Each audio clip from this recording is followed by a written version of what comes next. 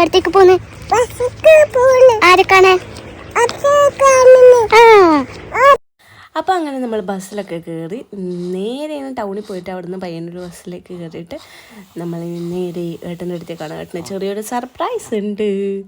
വേറെ ഒന്നുമല്ല ഗൈസ്, ഞാനിപ്പോൾ ഇട്ടേക്കുന്ന ഈ ഒരു ഡ്രസ്സും പിന്നെ ഇച്ചുവിനൊരു ഡ്രസ്സും ഏട്ടനൊരു ഡ്രസ്സും അങ്ങനെ അമ്മയും ചന്തുവും ഞങ്ങൾക്ക് ആനിവേഴ്സറി ഗിഫ്റ്റായിട്ട് വാങ്ങി തന്നതാണ്. ഇന്ന് നമ്മുടെ ആനിവേഴ്സറിയാണ്. താങ്ക് യു അമ്മ ചന്തു. അങ്ങനെ ഏട്ടനെയൊക്കെ കണ്ടിട്ട് നമ്മൾ നേരെ ചാവടിക്കാൻ വേണ്ടി കയറി.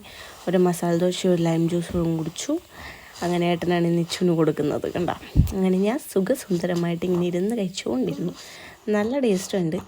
രാവിലെ തന്നെയാണ് നല്ല വിശപ്പുമുണ്ട്. നമ്മൾ തിന്നിട്ടാണ് വന്നത്, എന്നാലും എത്തുമ്പോഴേക്കും കുറച്ചും കൂടി വിശപ്പായി. അങ്ങനെ നമ്മൾ ജ്യൂസൊക്കെ കുടിച്ച് ദോശയൊക്കെ കഴിച്ചിട്ട് ഇനി നേരെ വീട്ടിലോട്ട്. Bye bye, see U.